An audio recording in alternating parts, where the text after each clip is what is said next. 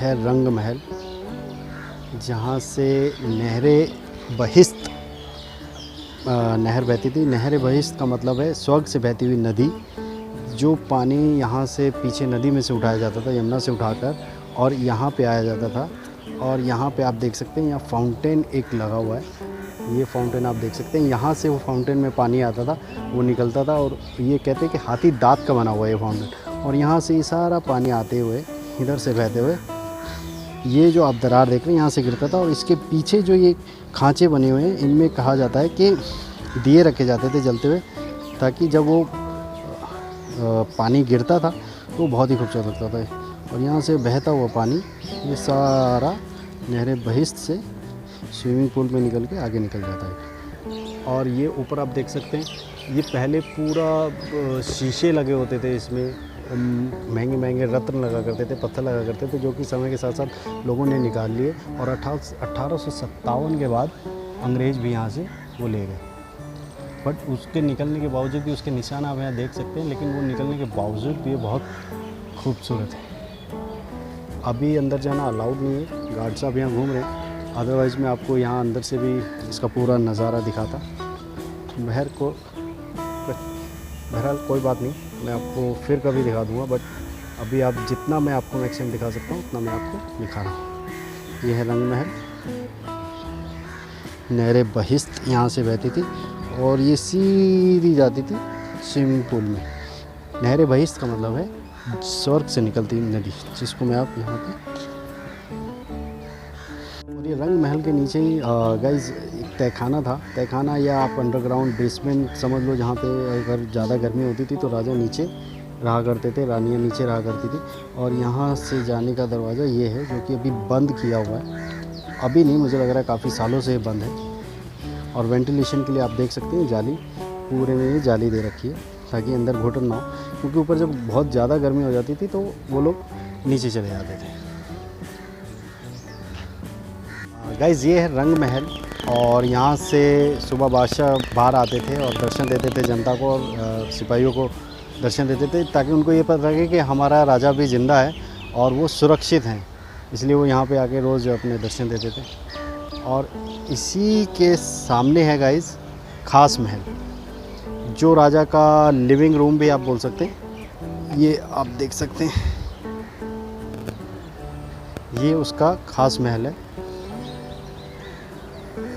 जो उसका living room था। इसके लेफ़्ट साइड में राजा का बेडरूम था, जहाँ वो सोता था। अभी अंदर जाना अलाउड नहीं है, क्योंकि आगे सिक्योरिटी है, तो आई डोंट नो क्यों अलाउड नहीं है। और इसके बैक साइड में गाइस यमुना नदी बहती थी, जो अभी समय के साथ साथ चेंज हो गई है, और वो 1 किलोमीटर आगे चली गई है। तो अभी इसके पीछे रिंग रोड है, उससे पहले वहाँ नदी होती थी। ये देख सकते हैं संगमरमर पे ये नक्काशी की गई है, जो कि आसान नहीं, क्योंकि संगमरमर ऐसी चीज़ है, अगर उस पर ज़रा सा भी चोट लगती है तो वो क्रैक हो जाता है। बड़ी उस ज़माने में देखो कितनी बेहतरीन नक्काशी उन्होंने की होगी और कैसे की होगी, ये देखने लायक है। और अंदर आप देख सकते हैं क्या बेहतरीन कारीगरी कर रखी, कितनी सुंदर इसकी बनावट है। इसमें पत्थरों का प्रयोग किया गया है, चमकीले पत्थर का, जो बहुत महंगे महंगे पत्थर आते हैं उनका यूज़ किया गया है। कुछ कलर्स इसमें यूज़ किए, और ये बहुत ही खूबसूरत है गाइस, बहुत ही खूबसूरत। कहते हैं गाइस इस किले को बनने में 9 साल लगे। 1938 से इसका काम शुरू हुआ था और 1948 तक ये काम ख़त्म हुआ था। और देखिए गाइस, ये है रास्ता जो जमुना में जाता है, जो नदी में जाता है, ये भी बंद कर रखा है। और कहते हैं जब बादशाह ने इस महल में एंट्री करी थी पहली दफ़ा, जब पहली बार इस महल में आए थे, तो यहीं से एंट्री करी थी। और ये ऊपर रोशनदान से उनके ऊपर सोने के सिक्के बरसाए गए थे। और नदी में जाने का भी रास्ता ये है, कभी उनको नदी में जाना होता था तो वो लोग यहीं से जाते थे।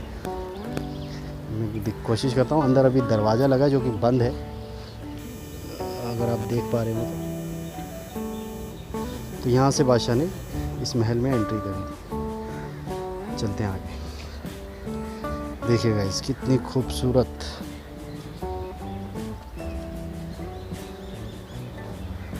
और जैसे ही हम आगे आते हैं गाइस, ये है दीवाने खास।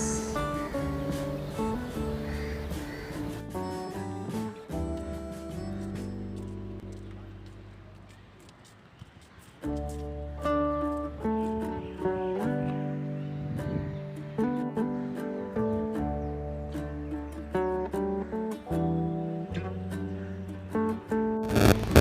है गाइस दीवाने खास। यहाँ खास लोगों को राजा मिला करते थे। और इसके बीच में सेंटर में आप देख सकते हैं एक तख्त रखा है जो संगे मरमर सा बना हुआ है, और इसके ऊपर एक मयूर आसन हुआ करता था जो राजा ने उस समय 1 करोड़ रुपए की लागत से बनवाया था, जिसमें बेशकीमती हीरे लगे हुए थे, बेशकीमती पत्थर लगे हुए थे, जो कि 1739 में नादिर शाह यहाँ पे जब उसने आक्रमण किया तो यहाँ से उठाकर वो ले गया। और जिसमें कहते हैं कि जो हमारे हिंदुस्तान का सबसे बेशकीमती हीरा वो भी वो अपने साथ ले गए, कोहिनूर हीरा अपने साथ वो ले गए। Amazing guys.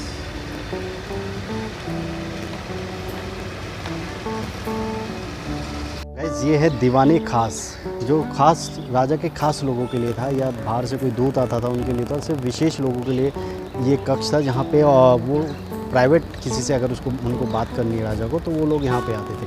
यहाँ पे आप देख सकते हैं कितना बेहतरीन इन्होंने नक्काशी की हुई है, बिल्कुल बहुत ही खूबसूरत। इन्होंने छोटे छोटे पत्थर, बेशकीमती पत्थर इसमें लगाए हुए हैं, नग लगाए हुए हैं। ये देख सकते हैं पूरी नक्काशी इसकी। और छत पे भी उस ज़माने में बेल्जियम से ला के पत्थर लगाए गए थे, जो कि 1857 में जब अंग्रेज़ों ने बाबर आया तो वो यहाँ के कब्ज़ा किया और यहाँ से सब निकाल के वो लोग ले गए। बट उसके बावजूद भी आप देख सकते हैं कि कैसे खुरच के उन्होंने निकाला है, तो उसके निशान आज भी इन इमारतों पे आपको साफ दिखाई देंगे। बट उसके निकलने के बावजूद भी आप देख सकते हैं ये कितना खूबसूरत है। उस ज़माने में क्या काम किया गया गाइस।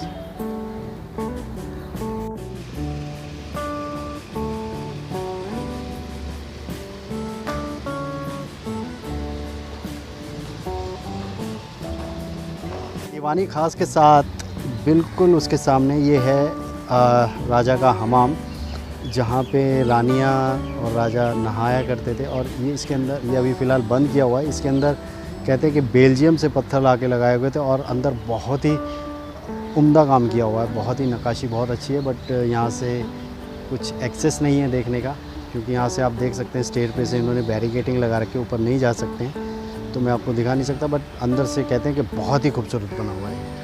और ये हमाम के साथ बिल्कुल इसके अपोज़िट है मोती मस्जिद, जो कि औरंगज़ेब ने अपने शासनकाल में बनवाई थी। इसका उपयोग वो पर्सन किया था क्योंकि वो अल्लाह को बहुत मानता था और इबादत में बहुत भरोसा रखता था। तो वो यहाँ पे वो और उसकी रानियाँ यहाँ पे इबादत किया करती थी। और अभी आप देख सकते हैं यहाँ का जो दरवाज़ा है उसी समय का वो पीतल का दरवाज़ा यहाँ पे लगा हुआ है, आप देख सकते हैं इसकी नक्काशी, बेहतरीन उम्दा काम इस पे हुआ है। अंदर देखते हैं, कोशिश करते हैं झांकने की, अगर हम झांक पाए तो, पर नहीं। ये मोती मस्जिद है गाइस, जो औरंगज़ेब ने अपने भाइयों को मारने के बाद जब उसने शासन अपने हाथ में लिया था तब उसने बनवाई थी। उसको नाच गाने का इतना कोई शौक़ नहीं था, वो सिर्फ पूजा पाठ में, अपना नमाज़ पढ़ने में भरोसा रखता था और अपना राज्य को विस्तार करने में भरोसा रखता था। तो ये जो मस्जिद बनवाई थी उसने अपने पर्सनल पैसे से उसने बनवाई थी।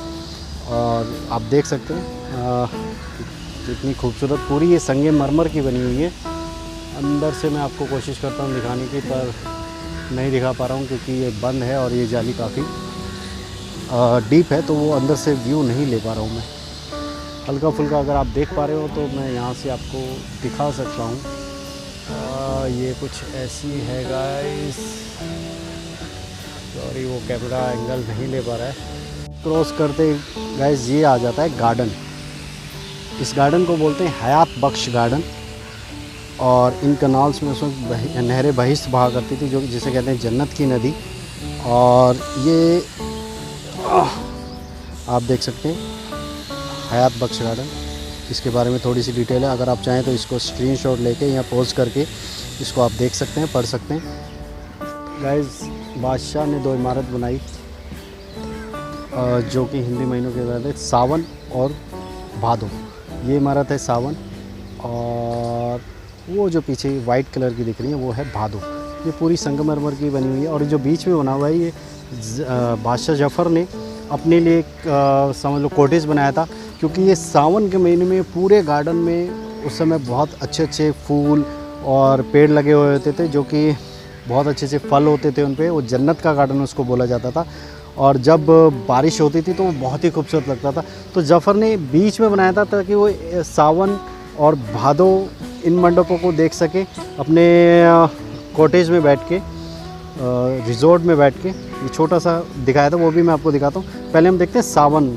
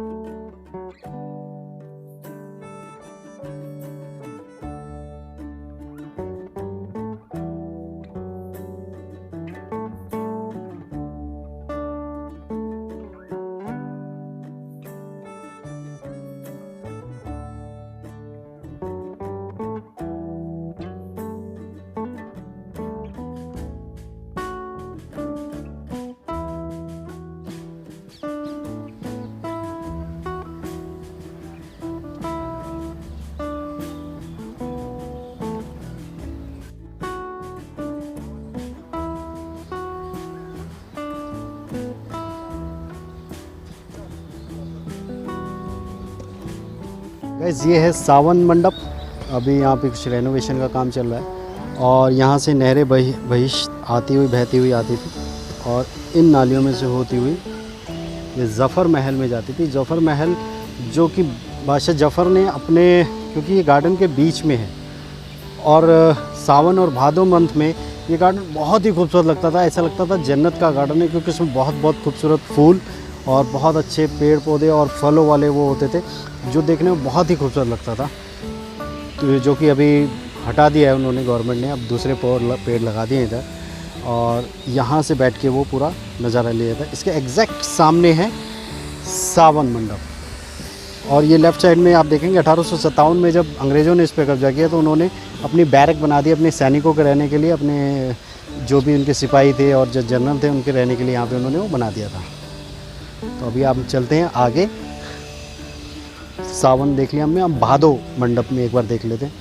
इसमें गाइस उस टाइम में बहुत पानी हुआ करता था, और इसमें बीच में एक रास्ता हुआ करता था उस समय, जिस पे बादशाह जाके अपने महल में कॉटेज में जाके रहते थे। कॉटेज में इसलिए बोल रहा हूँ कि उस वक्त इसमें पूरा पानी होता था, पूरा मंडप होता था, वो एक कॉटेज वाली एक फील देता था, जैसे अपना रिजॉर्ट्स होते हैं ऐसा। गाइस अभी मैं ये जाफ़र महल के एग्जैक्ट पीछे आ गया हूँ, और आप देख सकते हैं यहाँ पे आ गया अपना भादो मंडप। वहाँ था अपना सावन, और ये है भादो। बहुत ही खूबसूरत अभी कुछ। और यहाँ से नहरें बहिश्त बहती थी, जो कि इस पूरे महल को ठंडा रखती थी। और चलिए देखते हैं भादो मंडप।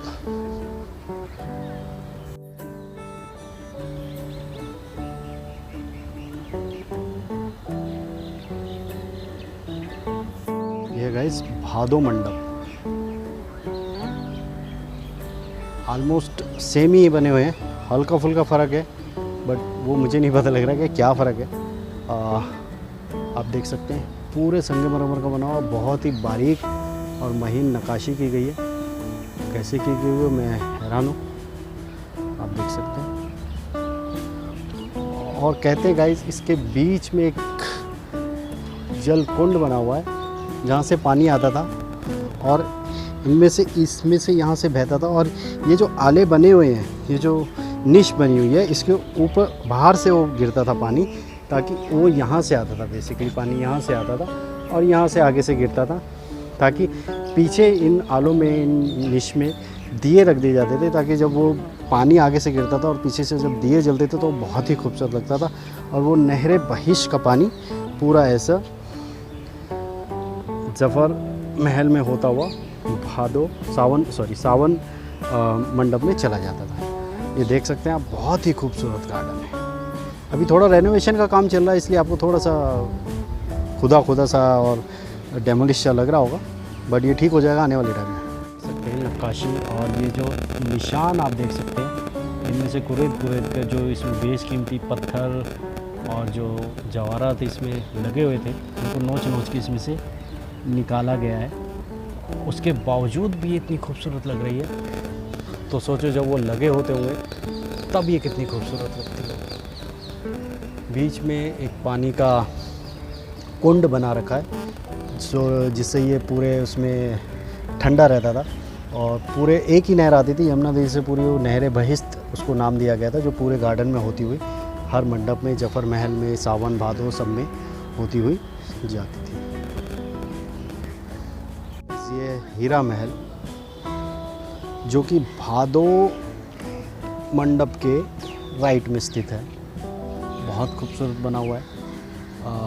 और इसके लेफ़्ट में था वो भादो आपको दिख रहा हो, इसके राइट में था मोती महल जो कि अंग्रेज़ों के टाइम में गदर के बाद उसको तोड़ दिया गया, बट अभी ये हीरा महल बचा है और ये अच्छी कंडीशन में है इस वक्त, अच्छा है। और इसमें भी आप देख सकते हैं वो कुंडे ऐसे लगे हुए हैं जो पहले इसमें कर्टेन लगे रहते थे, सिल्क के और वेलवेट के जो कर्टेन होते थे वो लगे होते थे, जिसमें सोने की तारों से महीन काम किया जाता था, और जो कि बहुत ही सुंदर इधर लगते थे क्योंकि रानियां वगैरह भी इधर बैठती थी। और अगर आप पीछे देखें तो यहाँ से पानी आया करता था जो इस पे बहता हुआ और आगे नहर बहिश्त में चला जाता था, जिसको नहर बहिश्त बोलते हैं। लाल किले से आई आवाज़, सैकल ढिल्लो शाहनवाज। सुभाष चंद्र, बस ये है सुभाष चंद्र बोस जी की तलवार।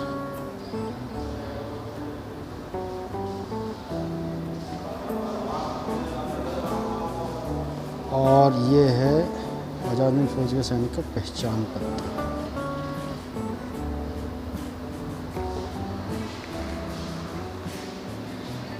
पूरा म्यूज़ियम सुभाष चंद्र बोस जी के समर्पित है उनको। तुम मुझे खून दो, मैं तुम्हें आज़ादी दूंगा।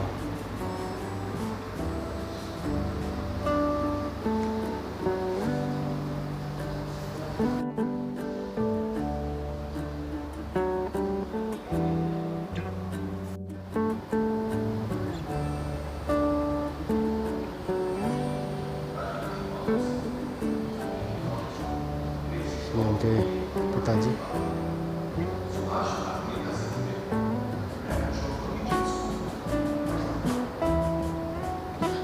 ये आप देख सकते हैं, ये उसी टाइम के पैसे हैं, कुछ उनकी डायरी है, फोटोग्राफ्स हैं, ये सब ओरिजिनल है गाइस, आप पढ़ सकते हैं।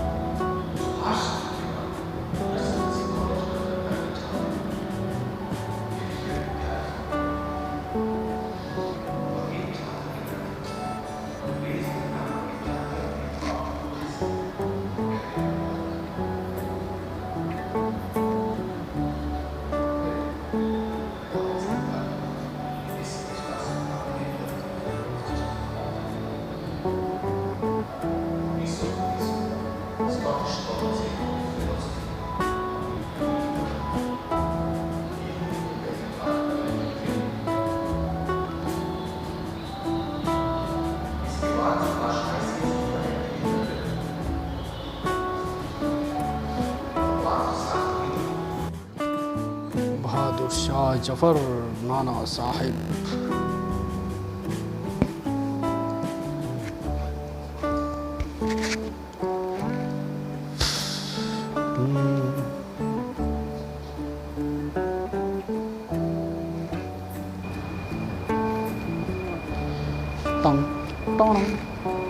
व्यापार के लिए अधिक योजना।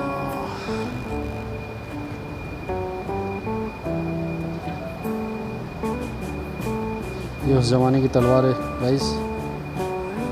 अब इधर सिर्फ तलवार लिखा है तो मैं आपको बता नहीं सकता कि किसकी तलवार है, सिर्फ तलवार है।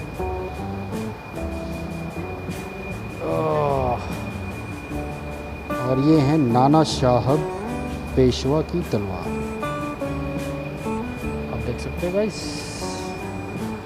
और ये हैं तीर कमान, एरोज, उसी ज़माने के लकड़ी के गाइस। और आगे इन्होंने लोहा लगा रखा है। बहादुर शाह का पाउडर हॉर्न। अब ये पाउडर हॉर्न है, अब ये क्या होता है मुझे नहीं पता। पाउडर हॉर्न लिखा हुआ है। अब न्यूज़पेपर ऑफ 1857 आप देख सकते हैं। अगर किसी को पढ़ना हो तो वो पॉज करके पढ़ सकता है।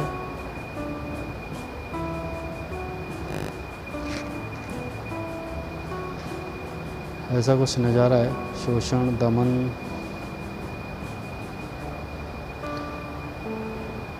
गाइस जिसको अगर कुछ इतिहास को जानने में रुचि है, कोई पढ़ना चाहता है तो वो वहाँ पे पॉज करके पढ़ सकता है, क्योंकि सब पढ़ के बताना तो मेरे लिए संभव नहीं होगा। आप पढ़ सकते हैं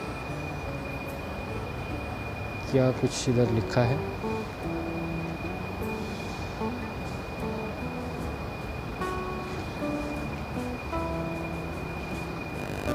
बहादुर शाह जफर का कमलदान, पेन होल्डर।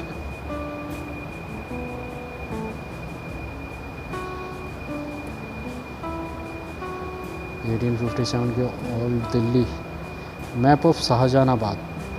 गाइस जो लाल किला जो बचा है वो पहले जो शहंशाह की जो राजधानी थी वो आगरा थी। उसके बाद जब बादशाह को वहाँ की गर्मी पसंद नहीं है तो बादशाह ने शाहजहानाबाद, दिल्ली को पहले शाहजहानाबाद के नाम से जाना जाता था, शाहजहानाबाद को अपनी राजधानी बनाया और यहाँ पे इस किले का निर्माण कराया। तो ये उसी वक्त का मैं आपको पुरानी दिल्ली का शाहजहानाबाद का नक्शा दिखा देता हूँ। आप देख लीजिए, जूम कर लीजिए स्क्रीनशॉट लेके। आप ये देख सकते हैं, Baijabai queen of Gwalior, Nawab of बंदा,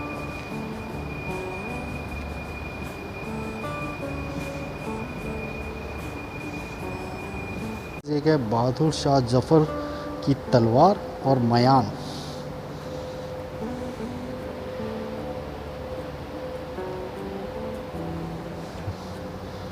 और ये कुछ गोला नुमा कुछ रखा है, देखते हैं ये क्या है। इधर से नहीं पता लग रहा है, शायद बम हो सकते हैं। कश्मीरी द्वार के पास मिले तोप के गोले। तो ये भाई साहब तोप के गोले हैं, हर आकार के। दिल्ली के गदर की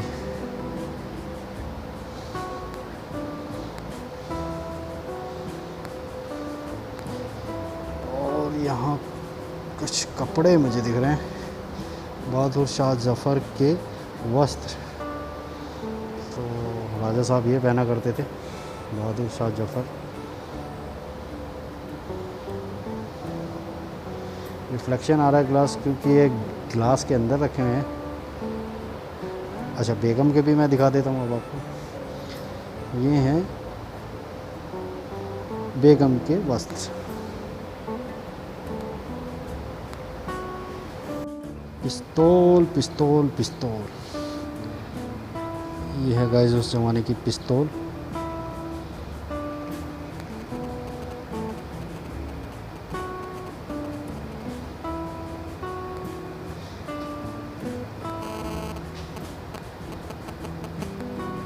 और ये खंजर, उस वक्त जो खंजर वो रखते थे, खंजर है।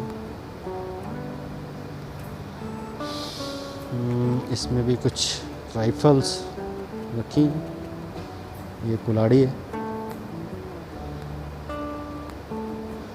और ये गाइस राइफल, ये राइफल लिखा हुआ है, किसकी है क्या है ये कुछ नहीं है, तो इसलिए मैं सिर्फ इसको राइफल ही बोल रहा हूँ।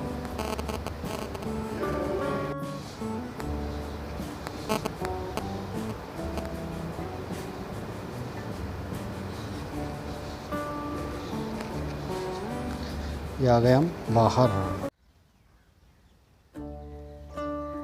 ये है लाल किले में बनी हुई बावली। कहा जाता है ये बावली लाल किले के निर्माण के पहले से यहाँ मौजूद थी और सलीमगढ़ के किले का एक हिस्सा थी। इसका निर्माण मौसमी उतार चढ़ाव को देखते हुए पानी को स्टोर करने के लिए किया जाता था, क्योंकि कुएं का तल गर्मी से राहत पहुंचाता था, तो इसके लिए भी इसका यूज़ होता था।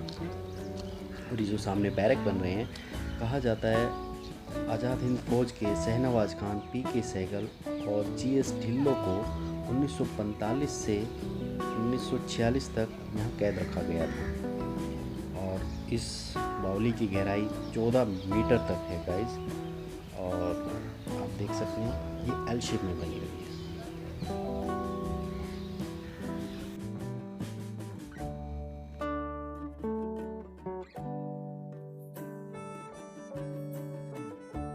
ये था पूरा लाल किला। मैंने आपको दिखाया, आपको शेयर किया, और मुझे तो बहुत मज़ा आया, बट आपको भी आया होगा आई होप। तो please like, share and subscribe, और प्लीज़ अगर आपके कुछ सजेशन हो, कुछ कमेंट हो तो प्लीज़ बताइएगा, ताकि मैं अपने नेक्स्ट वीडियो में इसको इम्प्रूव कर सकूँ।